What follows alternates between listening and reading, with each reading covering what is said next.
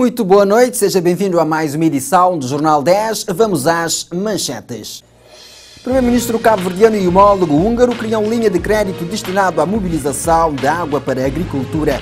Defesa do consumidor, Cabo Verde deve apostar fortemente na fiscalização de produtos que se consomem dentro do país, diz a DECO. Estatísticas, taxa de variação homóloga do IPC aumentou para 1% em janeiro. Acordo já entrou em vigor a supressão de vistos entre Angola e Moçambique. Tiroteio na Flórida é o 18º de 2018 em meio escolar nos Estados Unidos da América.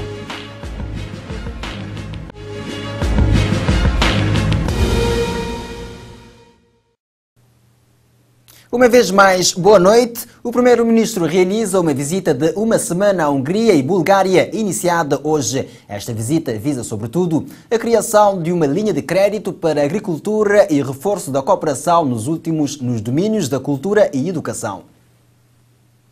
O Primeiro-Ministro Ulisses Correia e Silva ter-se-á reunido hoje com o seu homólogo húngaro, com quem terá abordado o acordo de uma linha de crédito de 30 milhões de euros destinados à mobilização de água para a agricultura. Esse encontro com Viktor Orbán acontece no âmbito de uma visita de uma semana à Hungria e Bulgária, que o chefe do governo cabo-verdiano iniciou esta quinta-feira. Segundo o gabinete do Primeiro-Ministro, além desse acordo de uma linha de crédito de 30 milhões de euros, ou seja, 3,3 milhões de contos, o reforço da cooperação nos domínios da cultura e da educação também estará sobre a mesa. Em seguida, Ulisses Correia e Silva desloca-se à Bulgária, onde terá um encontro na segunda-feira com o primeiro-ministro búlgaro Boyko Borisov, enquanto país que até junho deste ano detém a presidência da União Europeia.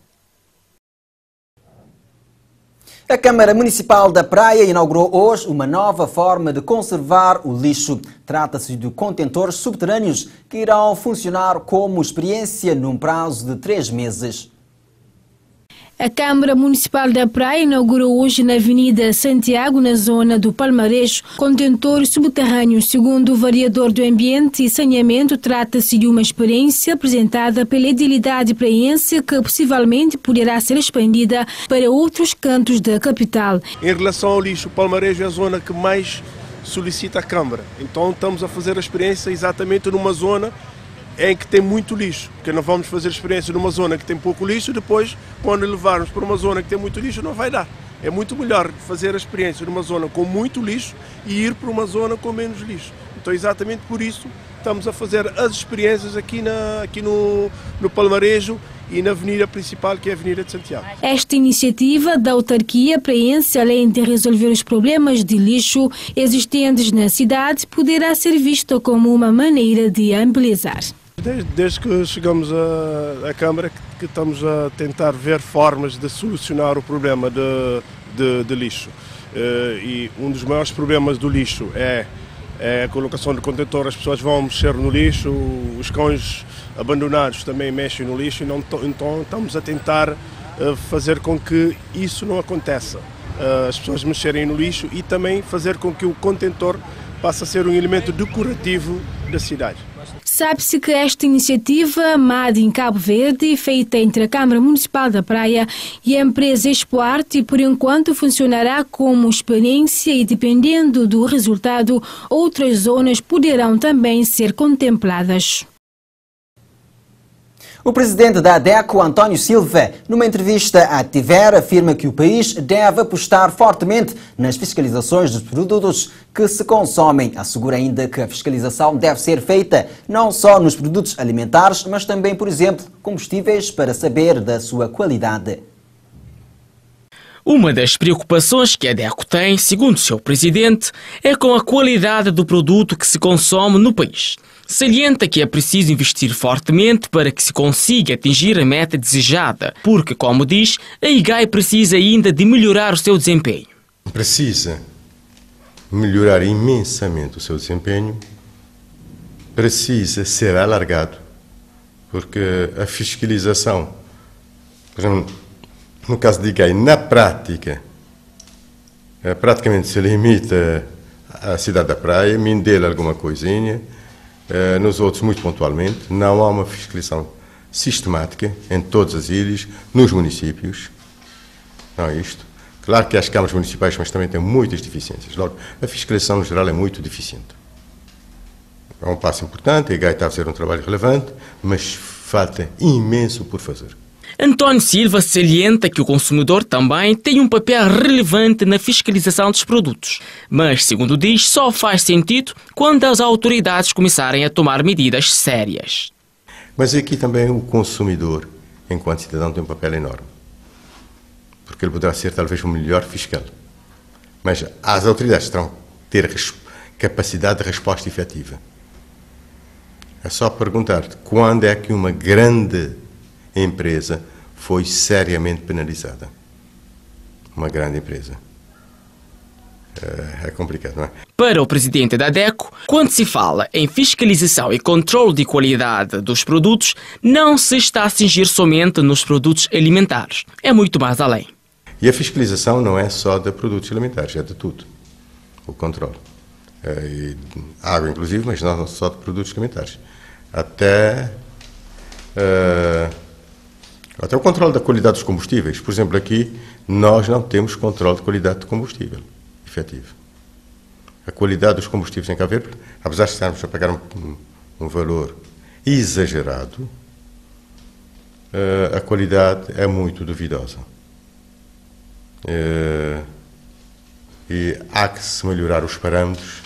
Termina por dizer que, para que tudo isso tenha um resultado favorável, é preciso que todas as partes estejam envolvidas. O governo, as empresas e a sociedade civil, e não somente um burocrata a decidir.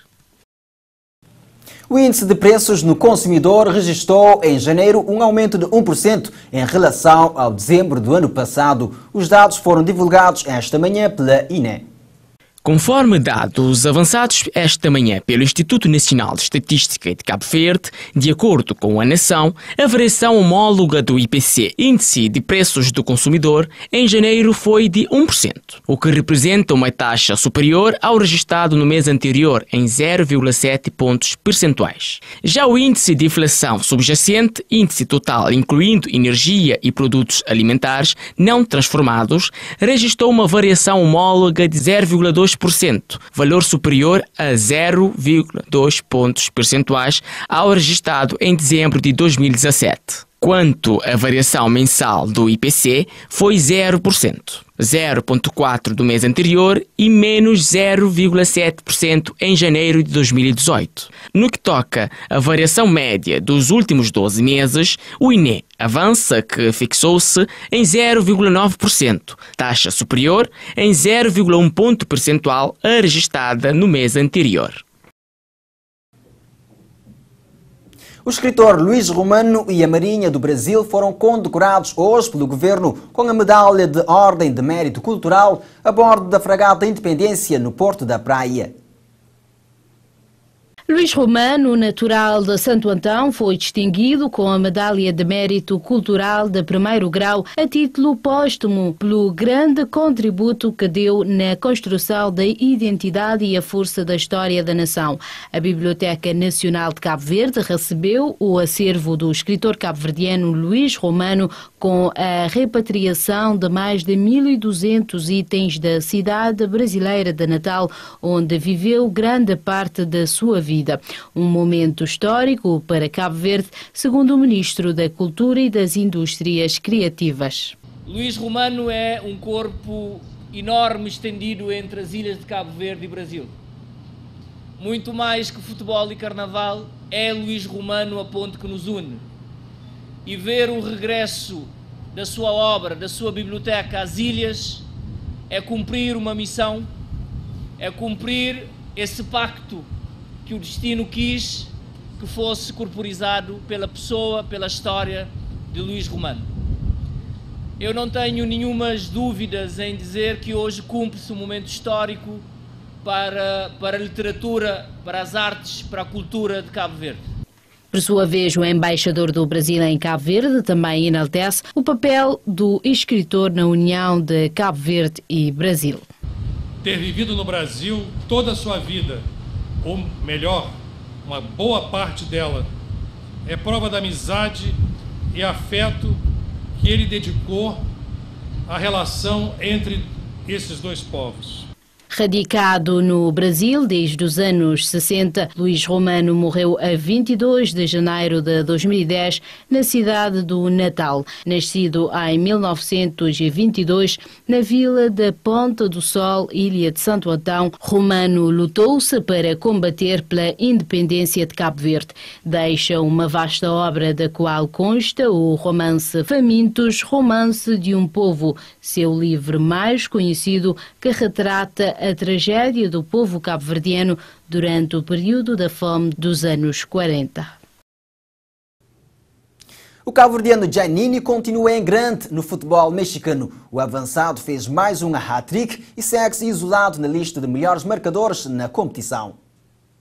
O internacional cabo-verdiano Giannini volta a brilhar com mais um hat-trick. As excelentes exibições do avançado natural de Santa Cruz, Ilha de Santiago, continuam a impressionar os adeptos e ainda os mais de 18 mil espectadores no estádio Corona, na cidade de Torreón. Na partida a contar para a 7ª jornada frente ao León, o Santos Laguna respondeu com uma expressiva goleada de 5-1, com 3 golos do suspeita do costume, Giannini. O primeiro foi de penalti quando o marcador ainda assinalava 1-1. O Santos perdia por 1-0 e foi o cabo-verdiano a desempatar e dar a sequência à vitória gorda na partida. O segundo tento do cabo-verdiano é mesmo espetacular, no lance para ver e rever. Giannini fez o 3-1 e a partir dali já não paravam os elogios. A Giannini está num outro nível, podia-se ouvir da expressão dos comentadores da televisão mexicana. O avançado cabo-verdiano foi o homem do jogo e segue embalado na lista de melhores marcadores da competição com 10 golos em 7 jogos. O Santos Laguna está agora no segundo lugar e com 14 pontos, menos um que o líder Clube América.